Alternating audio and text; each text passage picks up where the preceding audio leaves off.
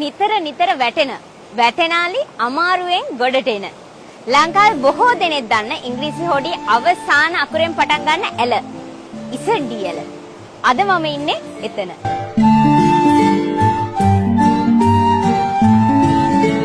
ඉසඩ්ඩි ඇල කියලා කියන්නේ අපේ රටේ තියෙන ප්‍රධාන වාරි ඇල මාර්ග වලින් එකක්. මේ ඇල පටන් ගන්නෙ මාදුරුවේ ජලාශය. මාදුරුවේ ජලාශයේ ඉඳලා වැලිකන්ද අසේලපුර දක්වා මේ ඇලෙන් ජලය අරගෙන යනවා. ඒ කියන්නේ මේ ඇල දිගින් කිලෝමීටර් 52ක් පමණ වෙනවා. මගේ මතකය හරිනම් මේ ඇල ඉදි කරලා තියෙන්නේ ඇමරිකන් සමාගම් දෙකක් වෙන සැක්‍රි සහ ඩිලිහැමි කියන ආයතන දෙක එකතු වෙලා. ඉතින් ඒ ආයතන දෙකේ මුල් අකුරු දෙක එකතු කරලා තමයි මේ ඇලට ඉසඩ්ඩි ඇල කියලා නම් කරලා තියෙන්නේ. 1981 ඉඳලා 1986 දක්වා ඉසඩ්ඩි ඇලේ ඉදිකිරීම ක්‍රියාත්මකව තිබුණා. මේ ඇලේ පිහිටීම හරිම විශේෂයි.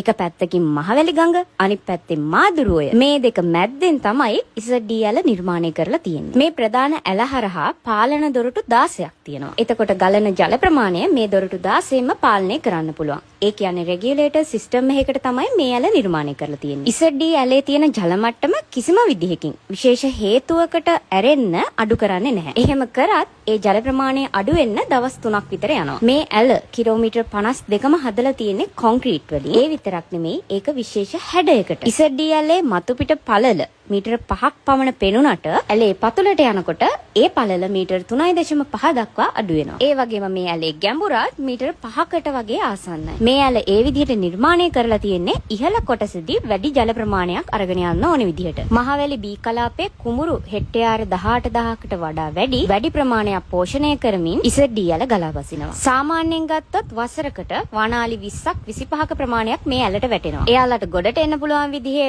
පඩි පෙළවල් කිහිපයකුත් මේ වෙනකොට සකස් කරලා තියෙනවා. වනාලි විතරක් නෙමෙයි තවත් නොයෙකුත් සතුන් වගේම මිනිස්සුත් මේ ඇලට වැටෙනවා. දිවි බේරා ගන්න ප්‍රමාණය වගේම ඒ අතර මරණ කිහිපයකුත් වාර්තා වෙනවා. ඉසඩ්ඩි ඇලේ මතුපිටින් බලනකොට ජලය ගලනවා වේගයක් පෙනුනේ නැති වුණාට ඒ ඇලේ පතුල ඉතා වේගයෙන් ජලය ගලනවා. අන්න ඒ හේතුව වගේම මේ ඇලේ හැඩය නිසා වැටෙන කෙනෙක්ට ගොඩ එන්න හරිම අමාරුයි. ඒ කොහොම වුණත් අවුරුදු 40කටත් වඩා වැඩි වසර ගණනාවක් මහවැලි බී කලාපය පෝෂණය කරමින් ගලන මේ ඉසඩ්ඩි ඇල තවමත් ඉතාමත් හොඳ තත්ත්වයේ පවතින ඉදිකිරීමක්.